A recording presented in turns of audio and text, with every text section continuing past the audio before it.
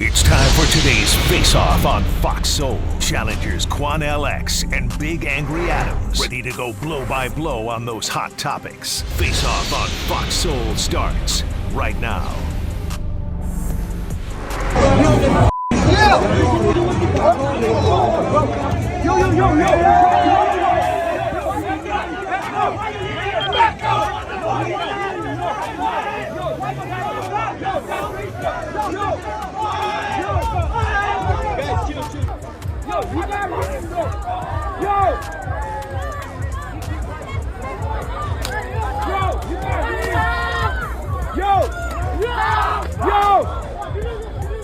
You got Jason, yo! Yo, you got Jason, yo! Yo, what the you got Jason, yo!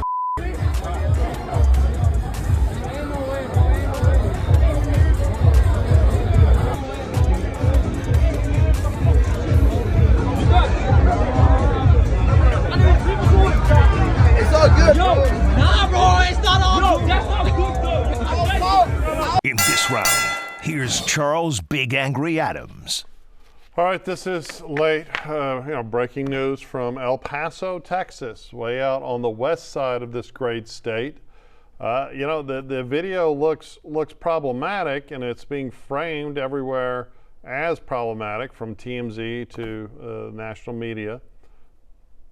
But I think you've got to look at, so these are the allegations, right? The allegations are that one of the men receiving the worst of it from the police attacked a security guard at this location. I think it was like a strip mall area in El Paso, and then was encouraging a group of 30 to 40 other people to also assault the security guard. That's what the officers were dispatched to. When they were dispatched to it, they were met with a large disturbance that they were probably trying to prevent from coming to a riot, and they sought to arrest the suspect, who then vigorously resisted. The question from a policing perspective, a former policeman, and from a lawyer perspective is, were they using the reasonable force necessary to effect the arrest? What made what happened to Rodney King so egregious, and we all remember that video, those of us old enough, was that they continued to beat Mr. King when he was no longer resisting. He was prone on the ground, possibly unconscious, and they were just brutally beating him with their nightsticks or flashlights. That is beyond the pale. Sometimes you have to use extreme physical force, and from this video you watch the guy rolling around and wrestling. I'm interested to see the body cams. If he is actively refusing to allow them to handcuff him, he is resisting, and they can use force necessary. Now, I find all of that to be a bit absurd in the era of pepper spray. When people are acting like that and they're fighting you, I don't understand why officers still, when you have tasers, but more importantly you have pepper spray, I think it should just be pepper spray the guy, and then when he calms down, arrest him after pouring some milk on his face. But here's the thing. If he's resisting and he's fighting the officers, they get to use the force necessary, reasonably necessary, to effect the arrest. And that possibly seemed like what was going on there. And that's exactly why they don't pepper spray.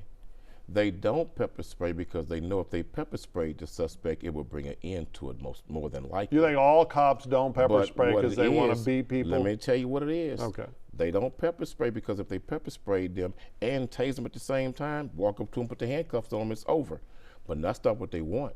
Who? So cops are a collective. Let me finish. A lot of these cops who are just itching for an opportunity to use that nightstick, use that taser. They don't carry nightsticks anymore. Use that baton. Just use that baton. Use the little gadgets that they have to protect and serve. A lot of these cops, man, are young men, full of testosterone. Most of them rookies, have been on force 2-3 years, and they're looking for engagement. And then what happens is they all gang up on one particular person, and what they do is, to justify the continued beating of the suspect, they say, stop resisting. Then but you can see him resisting. Hold on. Then they'll tase them with a taser, and they know when a person is tased, their body convulses, it locks up. Then the police line and say, put your hands behind your back. Zzz, put your hands behind your back. Zzz. But they know the person can't do that because while you're tasing them, their muscles have convulsed and they can't move. So, but they do that as a reason to continue tasing them, beating them, punching them, stumping them, and kicking them. Now, I will admit, in this particular El Paso case, we have not seen nearly enough to see what the real scope of everything that took place out there was. What we see is a piece of a video, but we don't see the beginning. We don't see when they pulled up. But I would like for law enforcement, for the sake of transparency, definitely release dash cam video but and release body cam. Right. Release body cam and dash cam video. But I never like to see, Charles, when you have a number of cops on top of a man pinned down and you see one or two cops just punching him in the face, punching him in the head. I don't think that's really necessary. I really don't. Because if you got a taser and you're tasering him, why in the hell you're still punching him? Well, that doesn't make sense to me. Well, and that's the thing. If they were using pain compliance to try to effect the arrest, and that's reasonably necessary, especially if he is punching people, it sounds like from the description that this guy had assaulted a security guard. They could all be lies, right? But if it's accurate, and there did seem to be a rather unruly crowd, if this guy, and we're talking about El Paso, overwhelmingly Latino city, overwhelmingly. What they got to do with it? Well, it's people of color. It's all people of But what color does the involved. race? What does the race have to do with it? I mean, you're always making it the whitey. No, cop. you just did. No, I'm Latino, saying what that mean? It's a very diverse. So if it was in Santa Barbara, California, Venice Beach, it would make it different? It's a very diverse police department, right, and an incredibly diverse city that this happened. And you had an incident where a security guard is alleged to have been attacked and by a large group. Officers are sent to that. Officers clearly were fighting with the guy. And if they're fighting with the guy and he's continuing to fight, they get to use the force necessary. And you went on this long diatribe condemning men with testosterone and all that. Thank God for men with testosterone. I watched a video this morning. Not some of these young cops that's full of it. I watched a video this morning of two young female officers, patrol officers, trying to arrest a small guy, probably 150 pounds, and who was causing a disturbance in a restaurant, much like this incident. And one of the restaurant employees, a guy, had to come help them because he was fighting and they just couldn't handle it. We need to stop decrying masculinity as toxic. And you know, remember that officers are the ones that are supposed to step forward into danger and intercede on the behalf of the law-abiding. Do you think that female cops should be on the front line? Yes, I think the female cops add something to it. I don't. But I do think they have a different perspective. I believe that she should be accompanied by a male officer. They should have a male officer with her. I would disagree. I think female cops need to be required to complete the same physical fitness and the same rigor that men do. But also, we see nowadays. But women are physically not naturally strong as men. Hold on. We see, but I have worked with some female officers that can throw hands and they use the devices. But we also see a lot of male cops that aren't those masculine, filled with testosterone. Oh, I agree with them too. I see that all the time. 300, 400 tubby pounds. Like, I got kind of fat when I became a lawyer, but I was in really good shape. I used to go home and run every day when I was a cop because I knew I worked in a real bad part of town. We had a lot of business. I worked nights. It was time to work. And there were times I didn't like punching people, but there were times when I had to punch people because they were violent and refusing to be arrested. But here's the difference. And I don't Did you take pleasure in it? Oh, no, not at all. And you know that some of these cops take pleasure in that. And I don't think so. I don't think it's a bad problem. You don't think you've ever dealt with cops in your career that took pleasure in physically putting hands on a suspect? I think absolutely there were cops that were, you get a lot of adrenaline after, but the question is, are they actively creating situations or are they just beating people for no reason? I think they're actively escalating situations and not de-escalating some to justify physical use of force. I think there's far less of that with the advent of body cameras. And yes, everyone knows bad cops. But now they're turning the cameras on and off. But there are far more good cops. And you began this. Some of these guys are turning cameras on and off now, body cameras. Thank God for the police. Thank God for good police. Transparency. That's a new one from him. Thank God for good police. He just condemned all of them. I love good police. At the beginning of this episode. But some of them cowboys need to be lassoed in.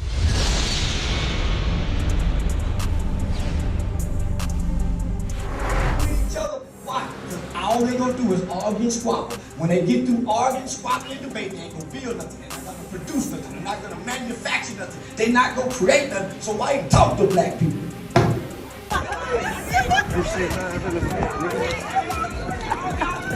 All y'all debating for. All y'all debating for. Get some money. Big dog. But damn about my people. Mr. White. The white about people. I don't give a damn about my people. You right there, bro. You right here. Charles. They wasted my time bringing me up. They wasted my damn, man. With me about my people. Y'all don't even care about y'all people. Go talk to your grandmama then. They wasted my time. Racism. I don't believe in racism. In this round, here's Quanell X. Charles, that's a video that's going viral on social media by a very prominent social media influencer, Charleston White, a brother out of Dallas, Texas, and who has become very popular because of his attacks against certain aspects and elements and individuals in the hip-hop community that he feels is detrimental toward black progress and black success. And also, the brother has been very condescending and condemned many in the black community in every aspect of black leadership. Well, this was a video. Obviously, he's speaking at allegedly a HBCU. Some black students invited him there, and things did not go the way the students wanted it to go, and obviously he was disappointed for whatever the reason may be. But he said that black people will never do anything. Black people will never produce nothing together. We'll never come together, and we don't love each other. And then he began to go on and says he's walking to the car, F my people, I don't care about my people. I would say to those young brothers and sisters, you know, God will bless you to see certain things in life as a young student. And it is your duty as a young student not to always condemn that which is in front of you, but to thoroughly try and understand it, examine it, and understand the motivation behind it. And as a young student, you learn many ways from men like Charleston White. You learn what not to do. You can learn also what to do. And if you fail to do what you should do, what you can become.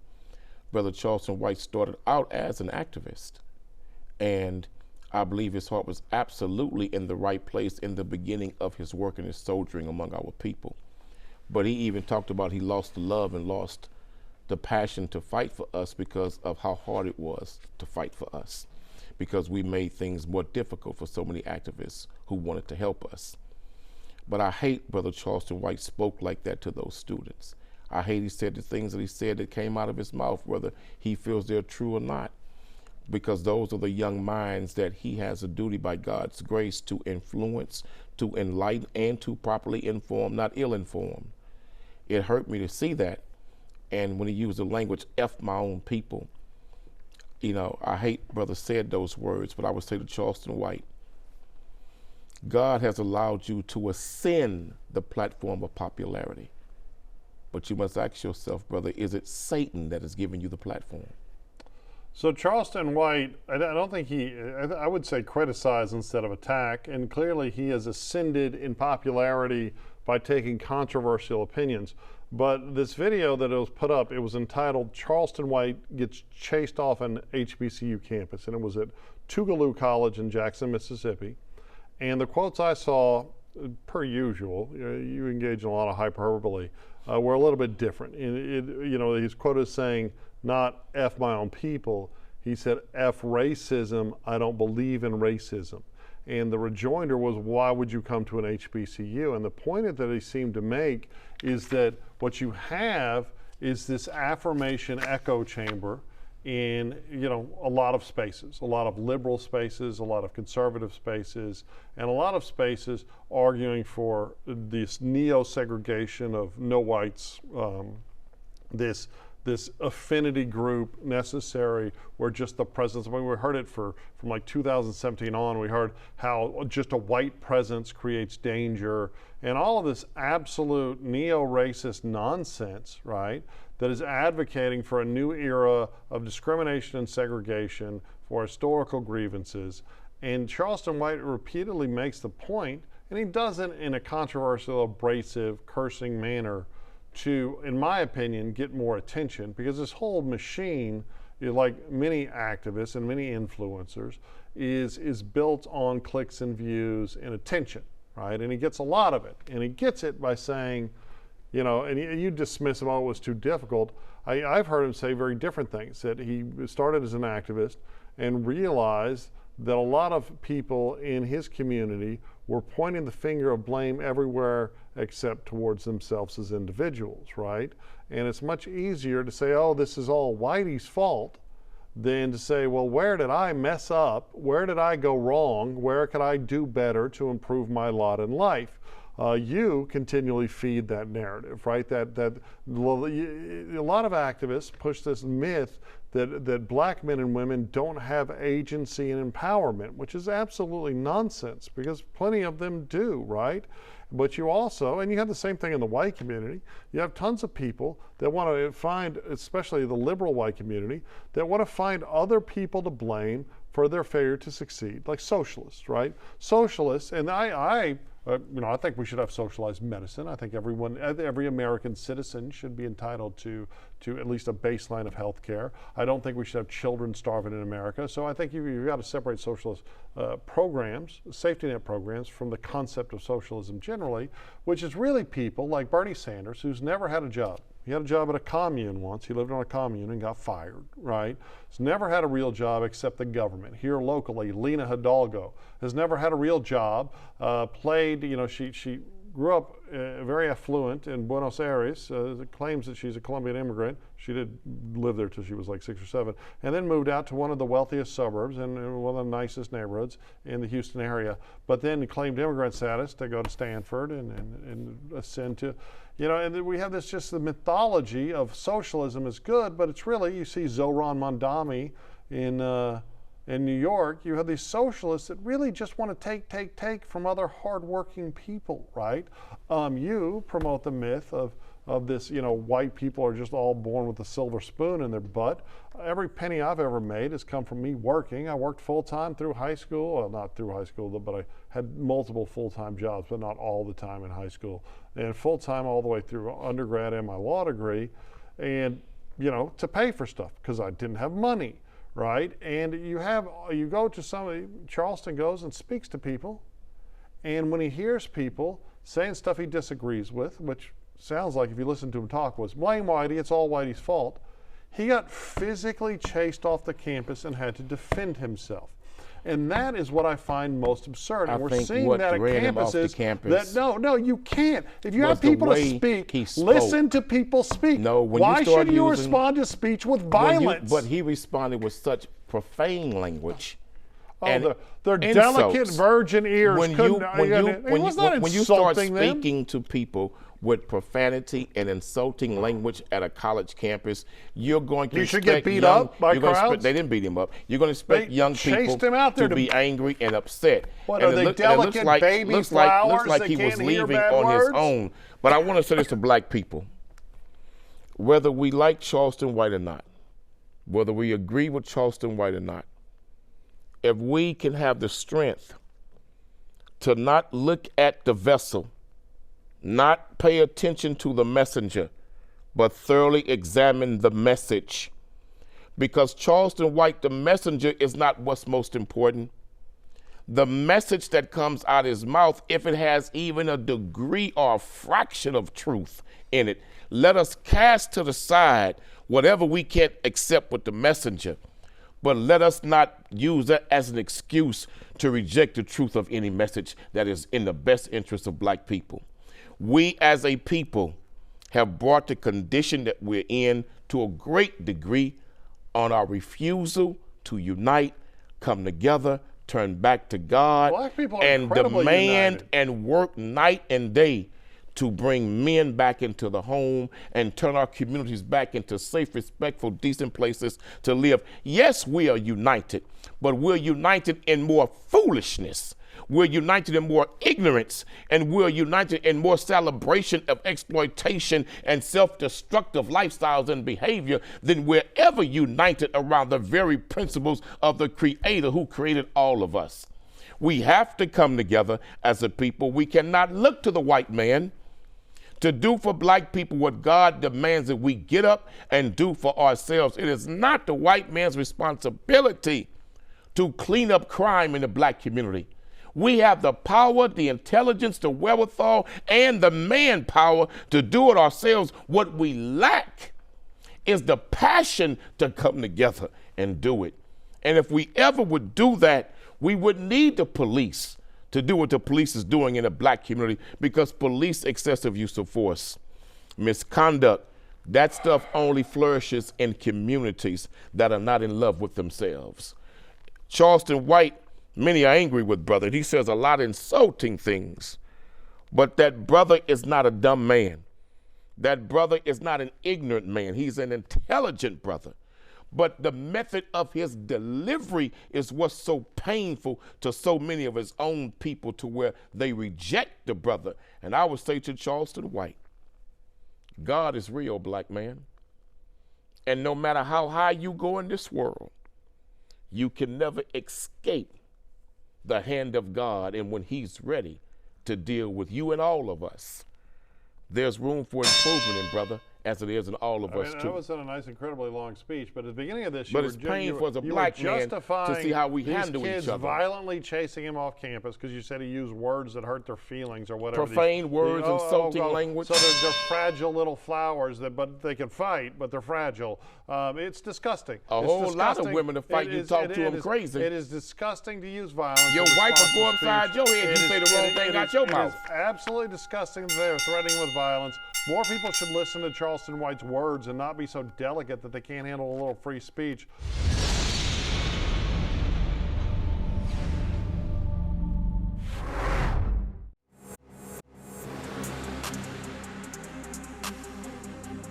That's it for the Face Off on Fox Soul. We'll catch you next time.